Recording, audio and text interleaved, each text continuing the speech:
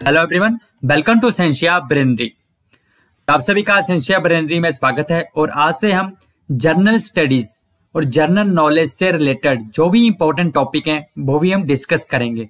जैसे कि आपका मॉडर्न हिस्ट्री है, साइंस है, जियोग्राफी है, इंडियन पॉलिटी है, या जो नेशनल या इंटरनेशनल इवेंट्स हैं, या डेली जो करंट अफेयर्स हैं, या जो करंट इवेंट्स हो रही हैं नेशनल या इंटरनेशनल लेवल पे, जो भी इंपॉर्टेंट हैं आपके जितने भी कम्पिटिटिव एग्जाम्स हैं उसके लिए, चाहे वो आपके एसआरबी एओ का एग्जाम हो, जहां भी जनरल नॉलेज आता है, जहां भी जनरल नॉलेज जनरल स्टडीज आपका कम्पिटिटिव एग्जाम का पार्ट है, चाहे वो आपका एसएससी का एग्जाम हो, सीजीएल आईबीपीएस के एग्जाम हो, यूपीएससी के एग्जाम हो, या स्टेट के जो पीसीएस का एग्जाम होते हैं, पब्लिक सर्विस कमीशन के जो एग्जाम होते हैं, तो उन सभी के लिए जो हमारी जनरल स्टडीज या जनरल नॉलेज की जो सीरीज है, जिसमें कि हम डिफरेंट टॉपिक्स कवर करेंगे, चाहे वो हिस्ट्री के हों या साइंस में करंटली क्या हो रहा है, या जो इंपॉर्टेंट साइंस के क्वेश्चन है। साइंस में भी डिफरेंट पार्ट्स हैं, फिजिक्स, केमिस्ट्री है, आपकी बायोलॉजी है, जितना भी है, और साथ में आपके जो भी दूसरे जियोग्राफी है, आपका इंडियन पॉलिटी है, तो उससे रिलेटेड जो भी है, और करंट जो नेशनल इवेंट्स हैं,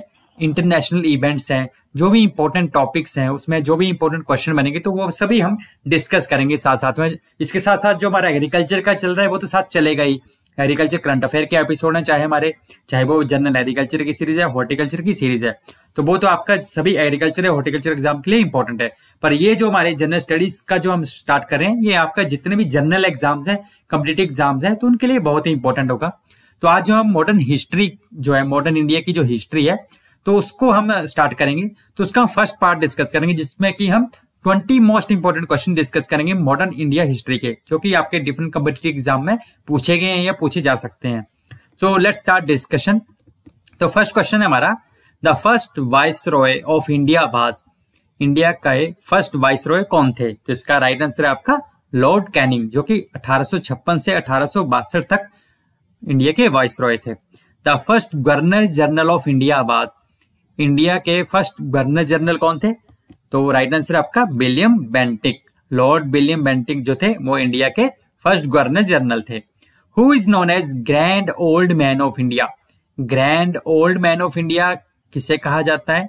और उनको ही अनऑफिशियल एम्बेसडर ऑफ इंडिया भी कहा जाता है, जिसका राइट आंसर है आपका दादा भाई नौरोजी। जो दादा भाई नौरोजी हैं उनको grand old man of India के नाम से जाना जाता है। Next is the poverty and un British rule in India written by, जो poverty and un British rule in India ये जो बुक है ये किसने लिखी? तो इसका राइट आंसर आपका दादा भाई नौरोजी ने लिखी थी ये book, poverty and un British rule in India. Next is India beans freedom is autobiography of, India beans freedom ये किसकी ऑटोबायोग्राफी है? तो इसका राइट आंसर आपका अब्दुल कलाम आजाद की। तो आपको कंफ्यूज करने के लिए अब्दुल कलाम आजाद दिया जा सकता है, जो कि हमारे फॉर्मर प्रेसिडेंट थे, जो मिसाइल मैन ऑफ इंडिया थे, तो ये याद रखिएगा ये अबुल कलाम आजाद है। Next is the Poona packet was an agreement between Mahatma Gandhi and, जो पूना पैकेट है वो किस किस के बीच में साइन किया गया था, किसके बीच का एग्रीमेंट था? महात्मा गांधी और डॉक्टर BR अम्बेडकर के बीच का एग्रीमेंट था। और ये कब साइन किया गया था? 24 सितंबर 1932 को। अगला क्वेश्चन है the first women president of India Indian National Congress was, जो इंडियन नेशनल कांग्रेस है तो उसकी फर्स्ट वुमेन प्रेसिडेंट कौन थी? तो इसका राइट आंसर आपका एनी बेसेंट, जो एनी बेसेंट है ये फर्स्ट वुमेन प्रेसिडेंट थी। She was selected as the first women president of Indian National Congress. कब? 1917 में इनको as a women president select किया गया था इंडियन नेशनल कांग्रेस की, और इनको हम एनी वुड के नाम से भी जाना जाता है। Next is the Indian Council Act of 1909 is also known as, जो इंडियन काउंसिल एक्ट है 1909 का, इसको क्या कहा जाता है? तो इसका राइट आंसर आपका Morley Minto reforms.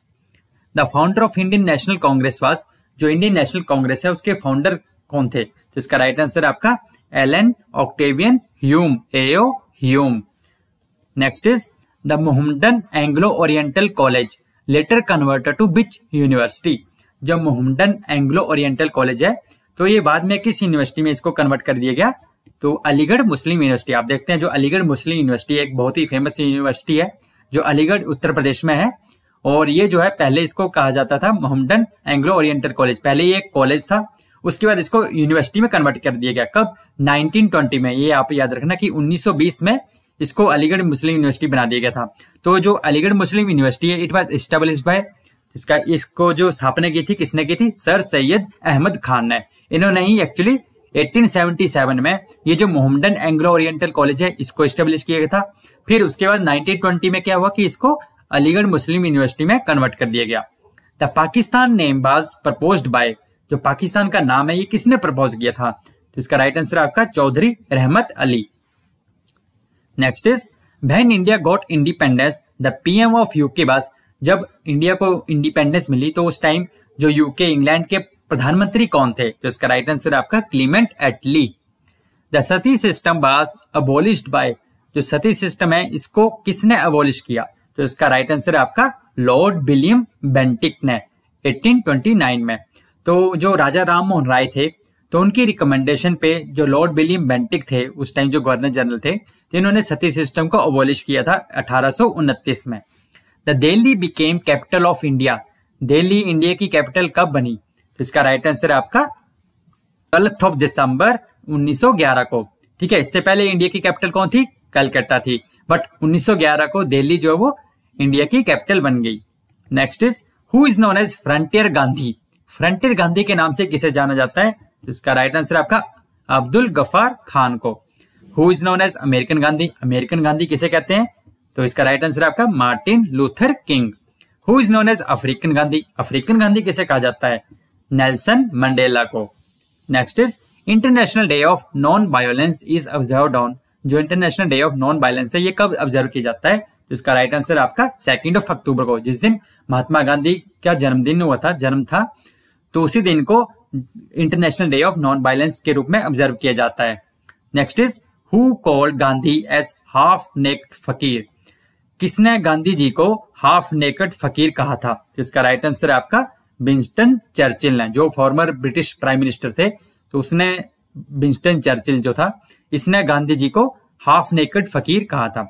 So this is all about today. अगर आपको हमारे ये इनिशिएटिव अच्छा लगा हो, हमारी वीडियो अच्छी लगी हो, तो प्लीज जितना हो सकता है आप लोग शेयर करें, सब्सक्राइब करें और हमारी वीडियोस को लाइक करें, फॉलो करें।